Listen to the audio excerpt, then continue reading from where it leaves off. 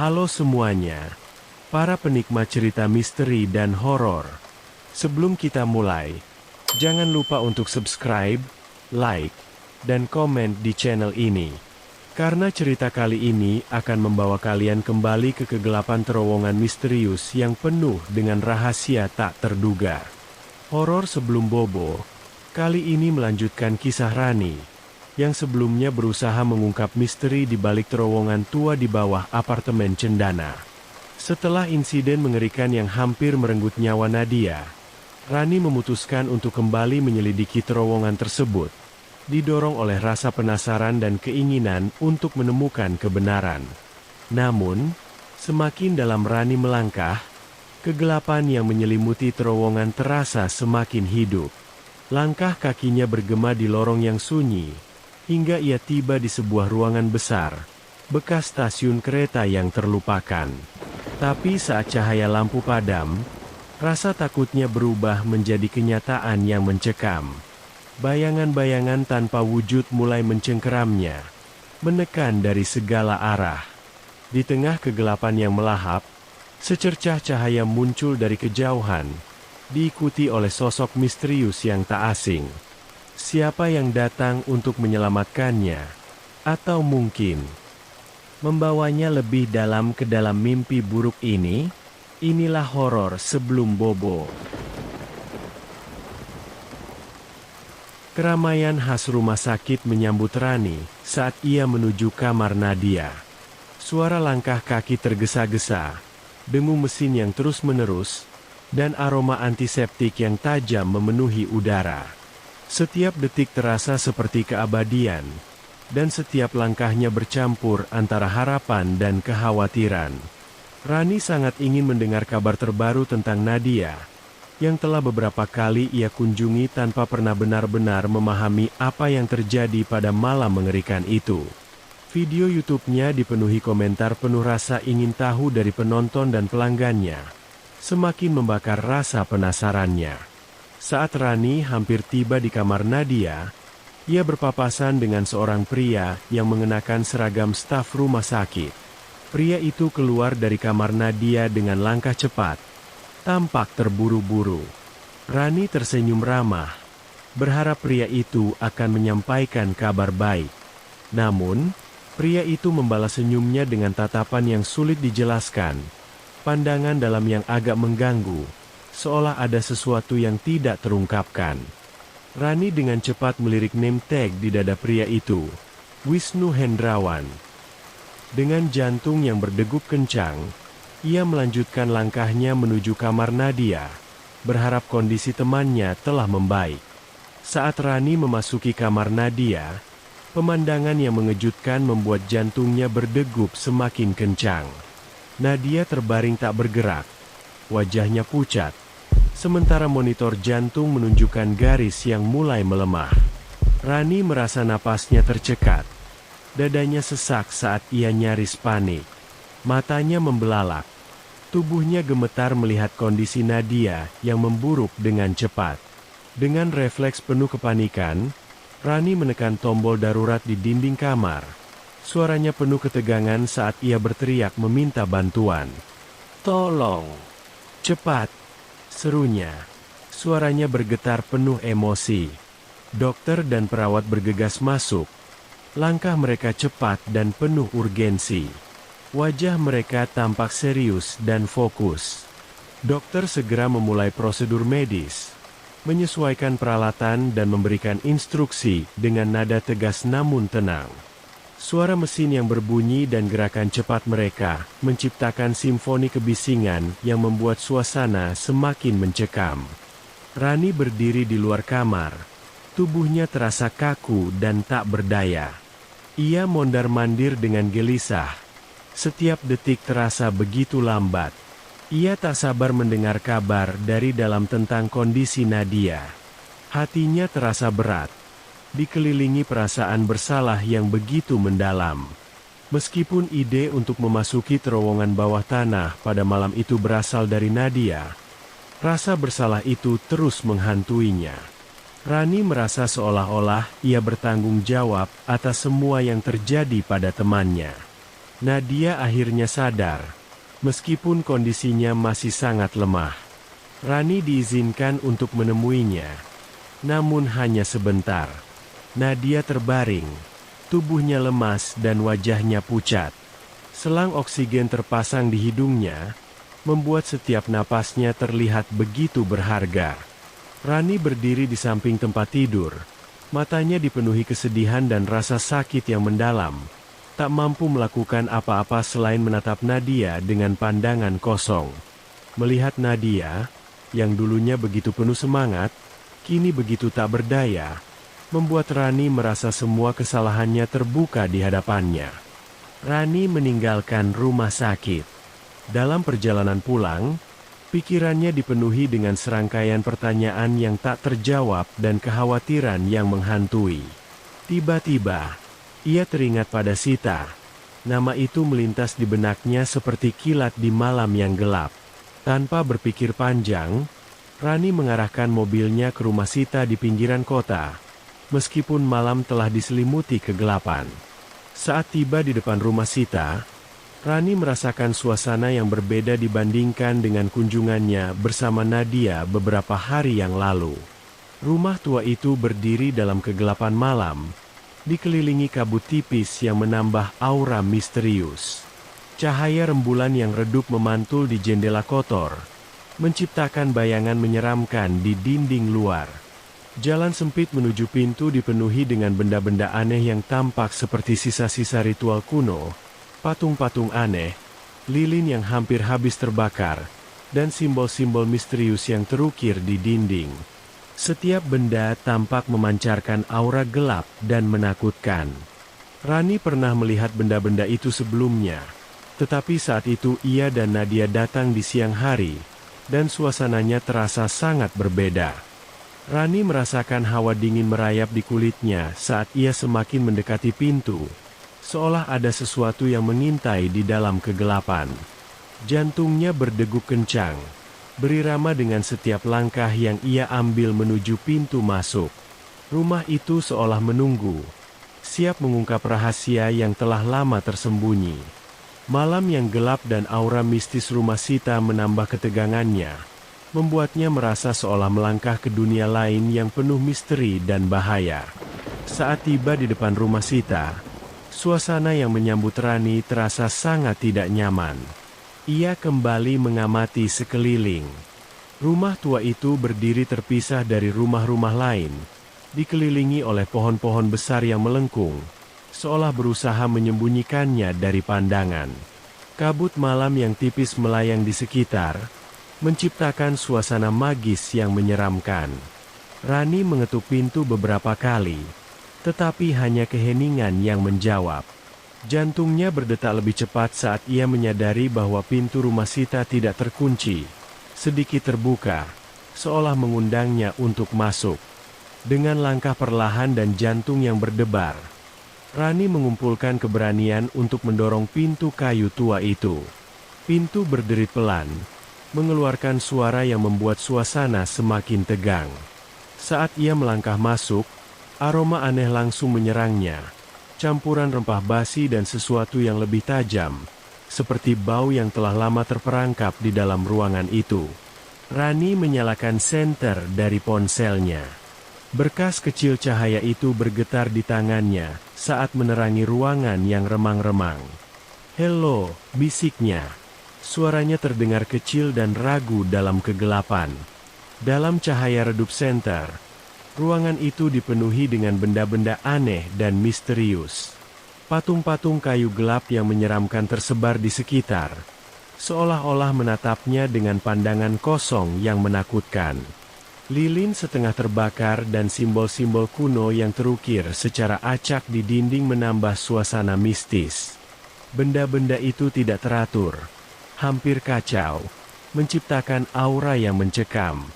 Setiap langkah Rani di dalam rumah terasa seperti melangkah ke dunia lain, tempat segalanya tersembunyi dalam bayang-bayang, menunggu untuk terungkap. Bulu kuduknya berdiri, dan pikirannya dipenuhi rasa takjub sekaligus takut. Rani merasa seolah telah masuk ke dimensi penuh rahasia kelam. Setelah memastikan bahwa Sita tidak ada di rumah, Rani memutuskan untuk pergi. Aura mistis yang menyelimuti rumah itu membuatnya tak sanggup tinggal lebih lama. Suasana suram dan misterius yang menghantui setiap sudut rumah Sita membuat jantungnya berdegup kencang, dan ia merasa sangat tidak nyaman. Malam semakin larut. Dengan perasaan bingung, Rani kembali ke apartemennya. Ia bertekad untuk menyelidiki keanehan ini lebih lanjut pada malam berikutnya. Kembali ke terowongan. Saat tiba di apartemennya, Rani melewati lobi yang sepi dan kosong, tempat yang selalu membuatnya merasa terasing, meskipun bangunan itu cukup mewah.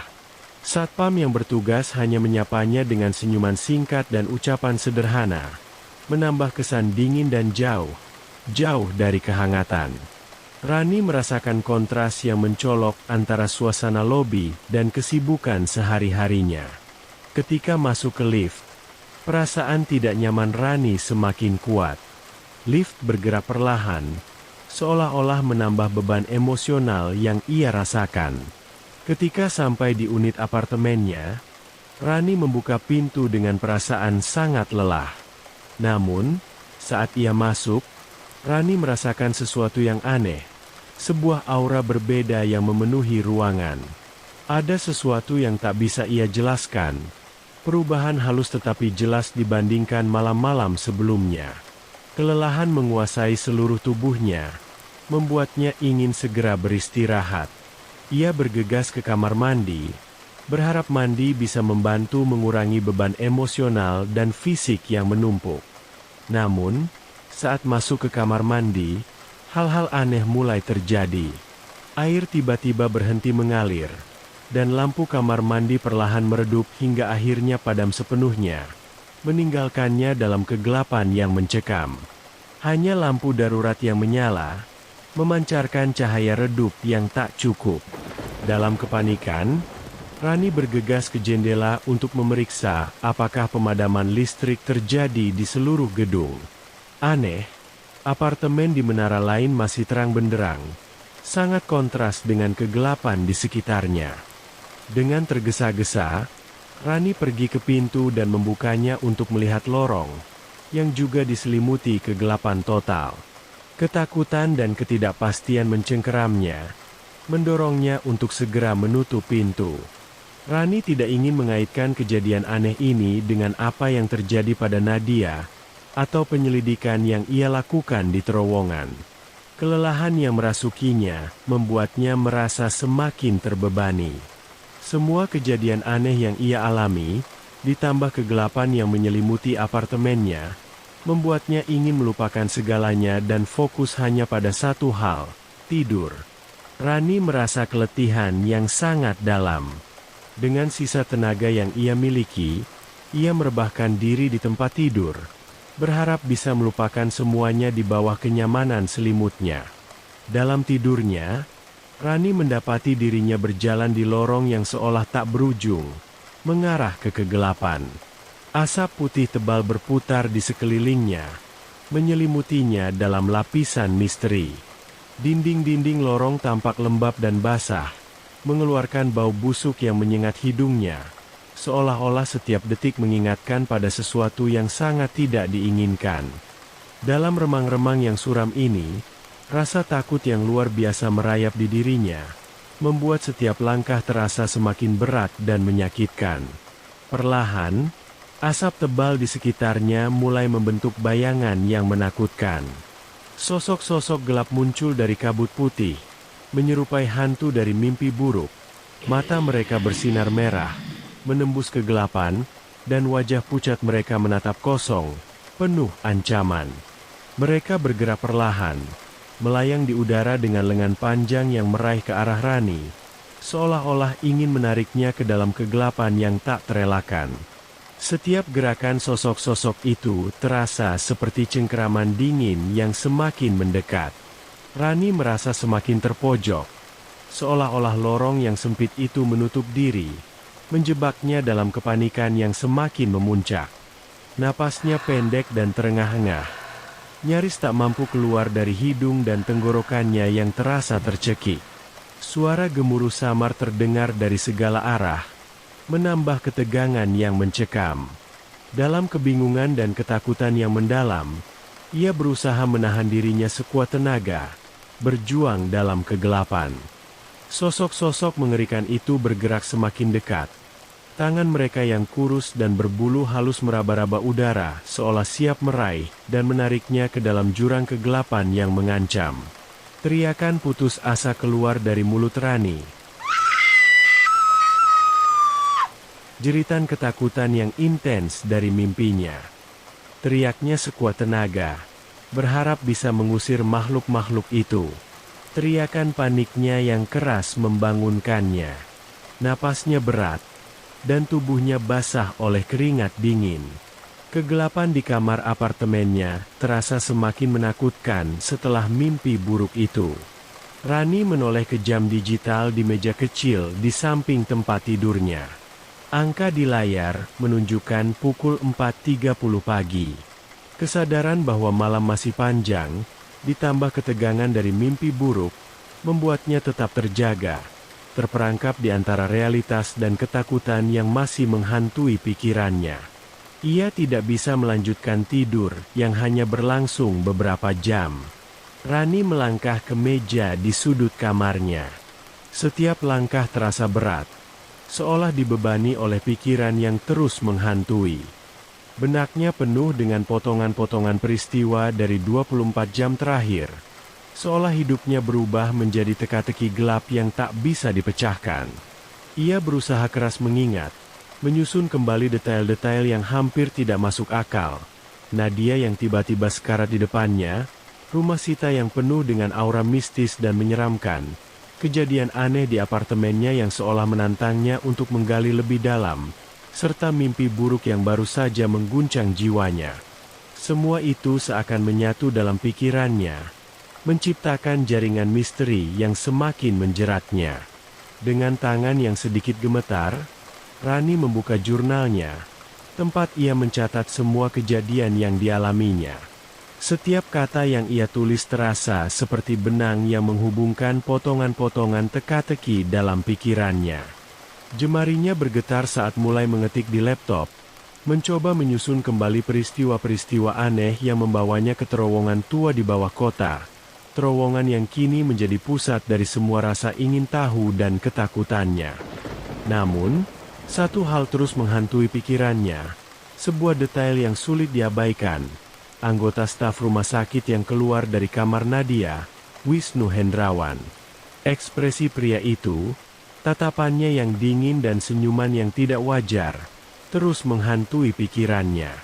Rani merasa ada sesuatu yang salah, sesuatu yang tidak biasa.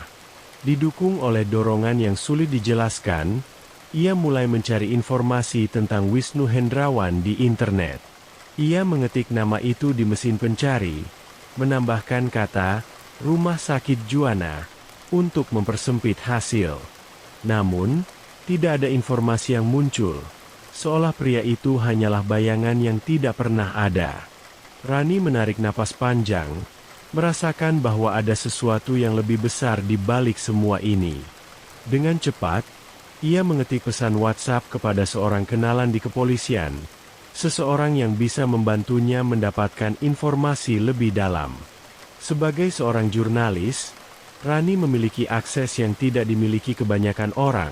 Tetapi kali ini, keinginannya untuk tahu lebih jauh terasa sangat pribadi, bahkan mendesak. Ada sesuatu dalam tatapan Wisnu Hendrawan yang membuat Rani tidak bisa diam. Rasa ingin tahu dan ketakutannya bercampur menjadi satu, membuat setiap detik menunggu terasa seperti jarum yang menusuk kesadarannya.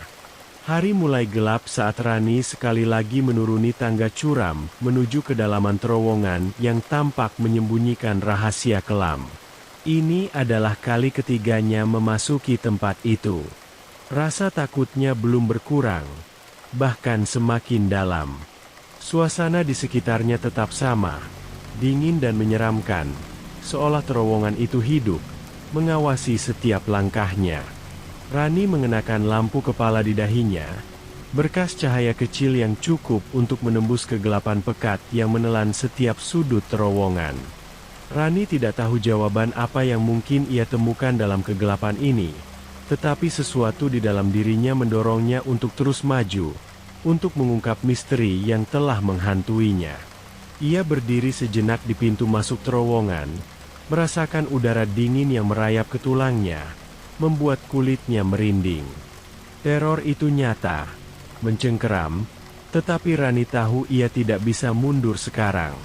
Dengan langkah perlahan dan hati-hati, ia mulai berjalan menyusuri lorong gelap yang hanya diterangi lampu kepala.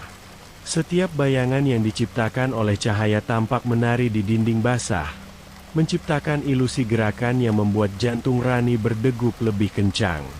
Ia merasakan ketegangan di setiap tarikan napas, seolah-olah berjalan di garis tipis antara dunia nyata dan dunia tak kasat mata.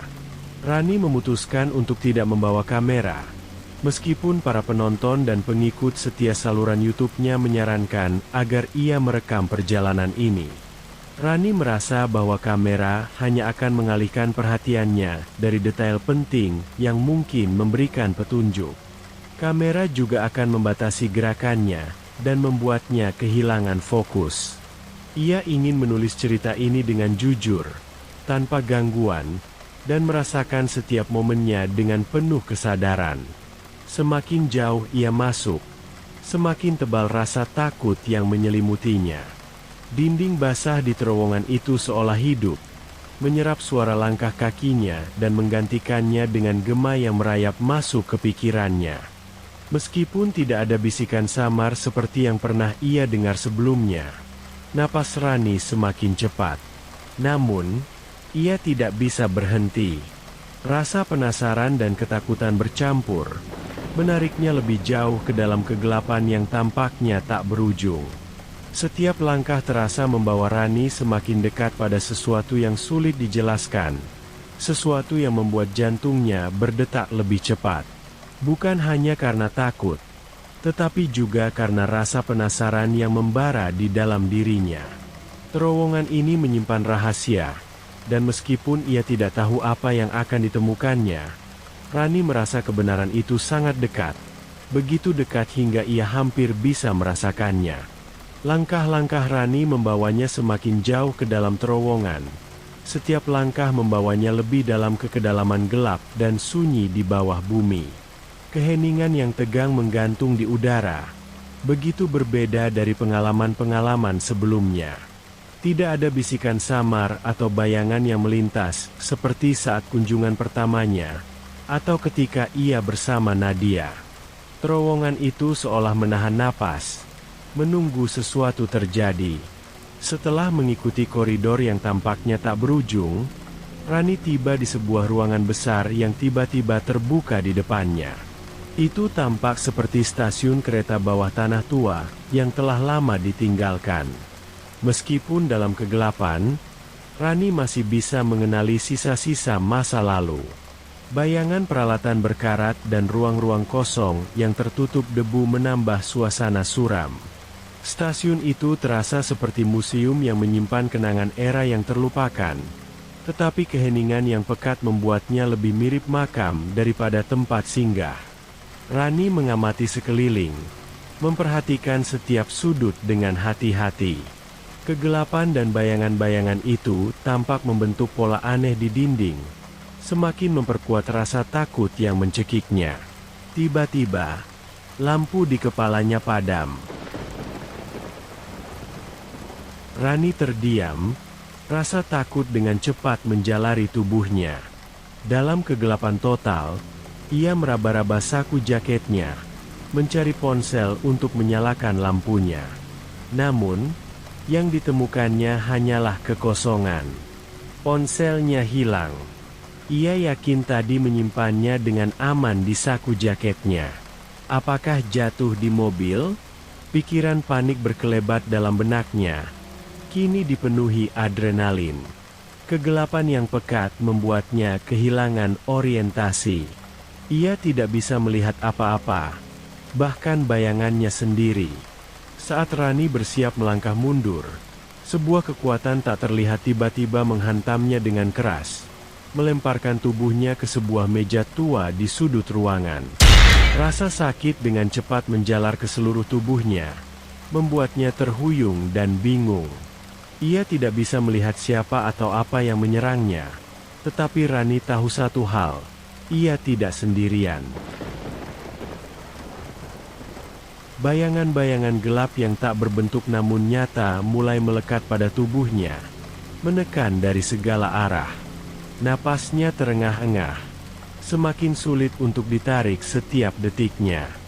Rani berjuang sekuat tenaga, mencoba melepaskan diri dari cengkeraman tak terlihat yang begitu kuat. Ia harus bergerak, harus menemukan jalan keluar sebelum semuanya terlambat.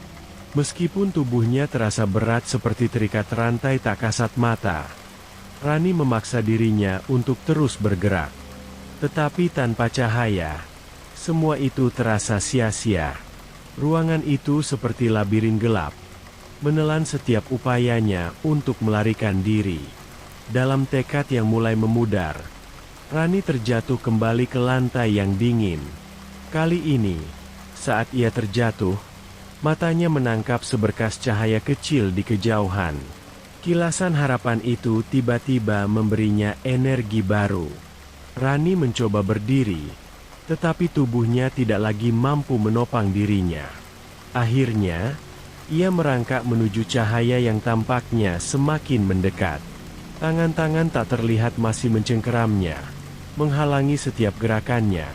Tetapi Rani terus berjuang, mencoba mencapai cahaya yang kini menjadi satu-satunya harapannya untuk selamat.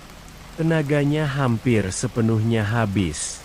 Ia tidak lagi mampu melawan atau bergerak. Rasa pasrah mulai merayap saat tubuhnya terbaring tak berdaya di lantai dingin. Cahaya itu semakin terang, mendekat dengan kecepatan yang tidak wajar. Dalam keadaan di antara sadar dan tidak sadar, Rani melihat sesosok figur di balik cahaya itu. Wajah yang ia kenali, meskipun samar dan tertutup oleh cahaya yang menyilaukan, itu adalah Sita.